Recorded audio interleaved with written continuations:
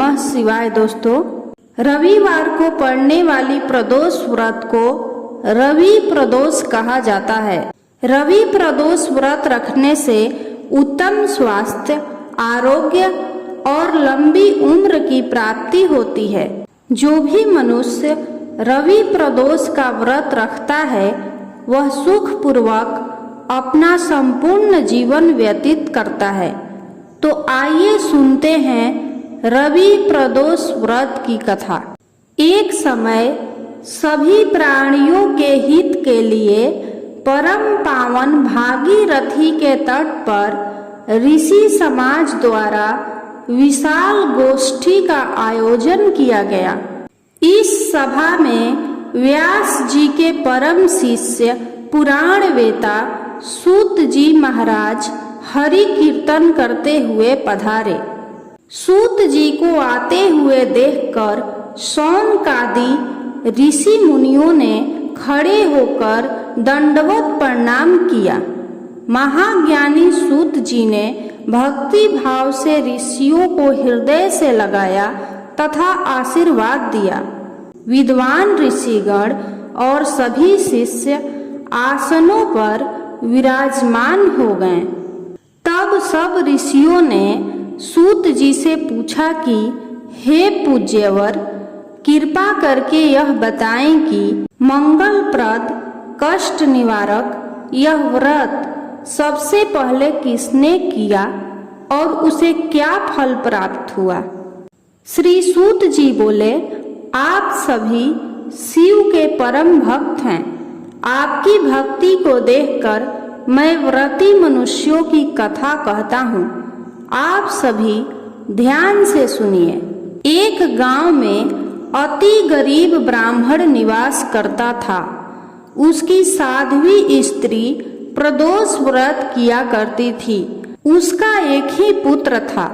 एक समय की बात है कि वह पुत्र गंगा स्नान करने के लिए गया। दुर्भाग्यवश मार्ग में चोरों ने उसे घेर लिया और वे कहने लगे कि हम तुम्हें मारेंगे नहीं, तुम अपने पिता के गुप्त धन के बारे में हमें बता दो। बालक दीन भाव से कहने लगा कि भाइयों, हम तो अत्यंत दुखी और गरीब हैं, हमारे पास धन कहाँ है। तब चोरों ने कहा कि तेरे इस पोटली में क्या बंधा है। बालक ने निसंकोच कहा कि मेरी माँ ने मेरे लिए रोटियां दी हैं। यह सुनकर चोरों ने अपने साथियों से कहा कि साथियों, यह बहुत ही गरीब और दुखी मनुष्य है, अतः हम किसी और को लूटेंगे। इतना कहकर चोरों ने उस बालक को जाने दिया।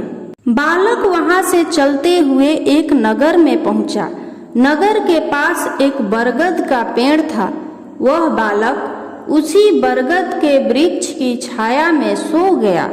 उसी समय उस नगर के सिपाही चोरों को खोजते हुए उस बरगद के वृक्ष के पास पहुंचे और बालक को चोर समझकर बंदी बना राजा के पास ले गए।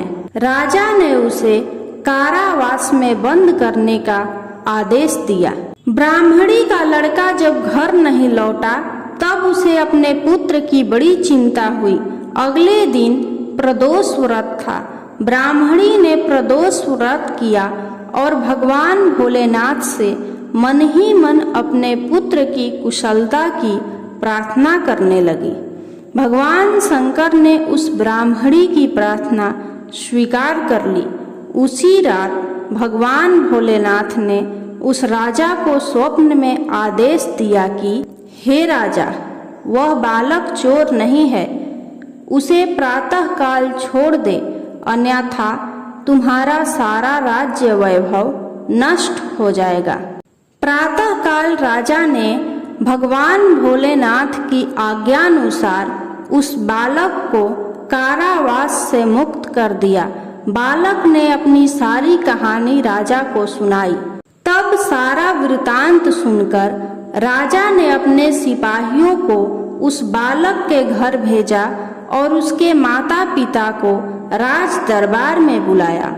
उसके माता पिता बहुत ही भयभीत थे। राजा ने उन्हें भयभीत देखकर कहा कि आप भयभीत न हो, आपका बालक निर्दोष है। राजा ने ब्राह्मण को 5 गांव दान में दिए, जिससे कि वे सुखपूर्वक अपना जीवन व्यतीत कर सकें। भगवान शिव की कृपा से ब्राह्मण परिवार आनंद से रहने लगा।